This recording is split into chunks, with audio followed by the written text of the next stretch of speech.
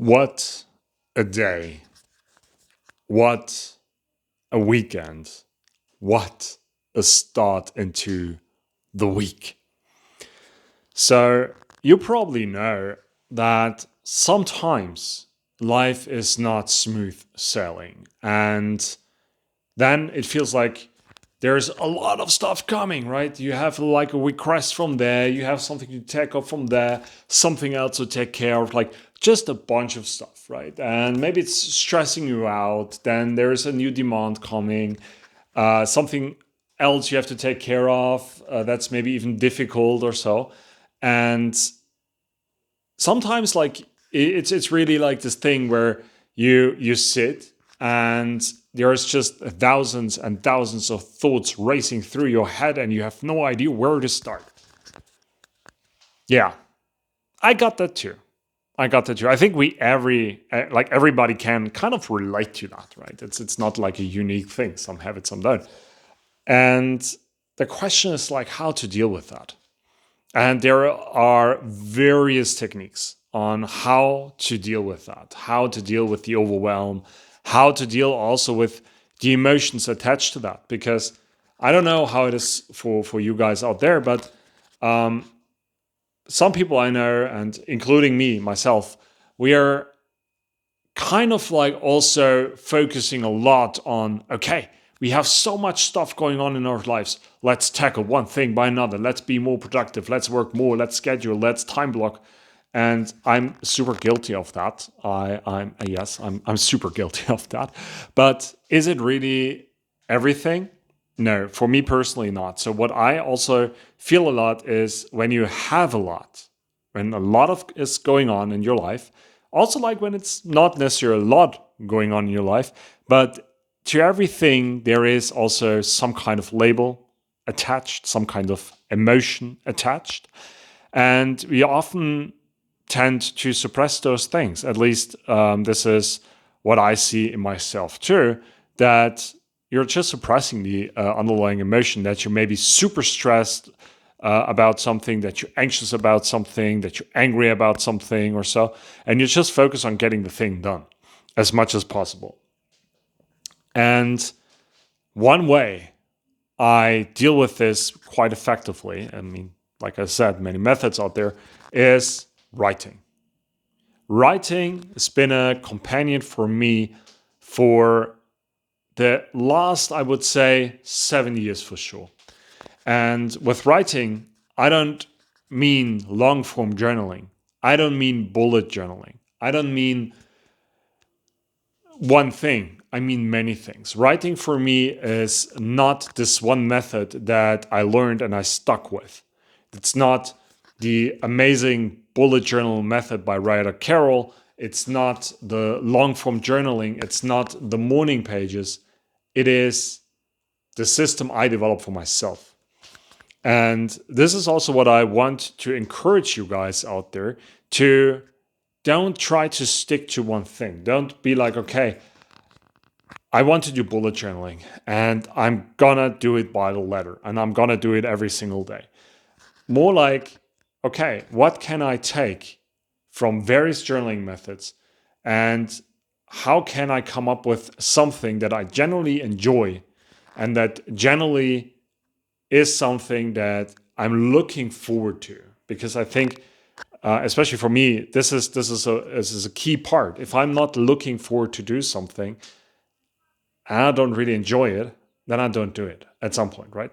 Of course, we stick with it for a couple of days, but at some point we just drop the thing. And we want to avoid that. We want to have a tool, a method that is always there for us, and we're always looking forward to use it in the good times, in the stressful times, in all the times. And what I do is I have some methods from here, I have some methods from here, and I just combine them to do my own thing, right? I have my one journal to rule them all.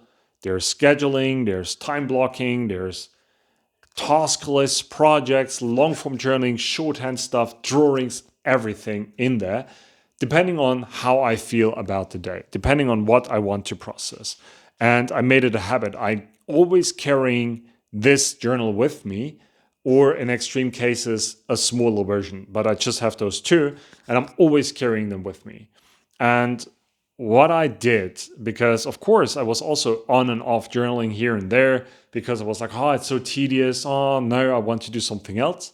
But what I learned for myself is have it always with you and train your brain to make it a habit to externalize everything, right?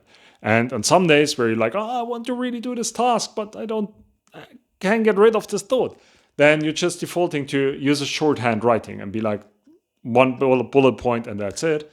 And on another day, you're more like, I'm really in a reflective mood and I'm going to write 10 pages about it. And this is, I think, the key to consistency there. It's not like forcing one method all the time, but more like, okay, let's find a way I can make this happen. Because why should we do it in the first place? Because writing slows your brain down in a good way. It calms you. You can articulate your thoughts on paper. You have to focus on the writing. You have to motion with the hand. And a bunch of studies show that this helps you to externalize what's going on inside.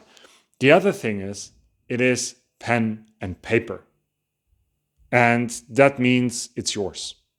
It's not in Google. It's not Obsidian. It's not Notion. It's not somewhere where somebody else can look.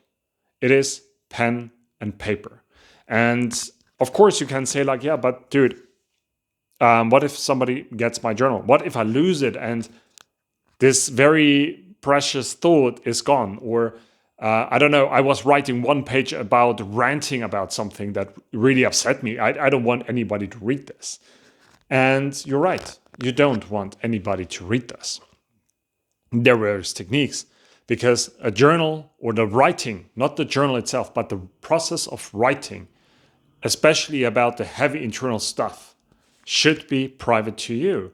And one way you can accomplish this is if you have something where you be like, I don't want anybody to read this. Don't write it in your journal. Write it on a piece of paper. Because this piece of paper you can burn, you can shred, you can do whatever you like with it, and nobody is able to read it anymore, right? But you externalized it.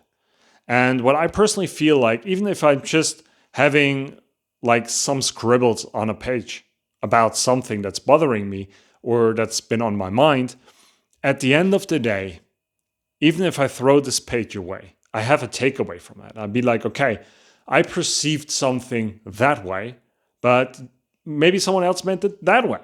And that's my learning. And then I have something clean that I can act upon that I then can write into my journal. And this is helping us a lot with also things that Seneca and Marcus Aurelius are actually saying, like, you suffer in your mind. And we suffer by putting a label on something, by putting an opinion on something. And the moment we stop doing that is the moment we don't suffer anymore. But let's be honest, we never stop doing that. It's normal. We always going to have some kind of an opinion on that. We're going to label something, and it's okay. It's just about writing it down, externalizing it, and not dwelling on it, not making you suffer in your head on it, but externalizing. And it is a process, like everything is a process. It's not something where you be like, okay, I take pen and paper and all my problems are gone. No, they're not. They're still there. But you can train your brain that the writing slows you down and that your brain learns, I don't have to think about this anymore because I externalized it. And I think that is the beauty of writing. It slows you down. It gives you, at some point, this bird's eye view because you can look at your page from another perspective. You can step back and look from it from another perspective. You can shred it, which is also some kind of a method of letting things go. You can really just rant about things privately. You can get everything out on the page and then see how you label things. You can learn a lot about yourself. That's why I personally love the process of writing. And I'm gonna, in the future, share a couple of insights probably on how I am doing this actually. Because for me personally, like, of course, we can talk about it. It's super cool. But seeing something hands-on is always inspiring. And I love to get inspired by seeing something hands-on, by seeing someone working through something with pen and paper, with various techniques, and then drawing some inspiration from that, because maybe I see something and be like, oh, that thing is actually resonating with me. I try it out. So let me know if you guys are interested in something like that too, and for sure I will make a video about it. And yes, this is why I love to write every single day.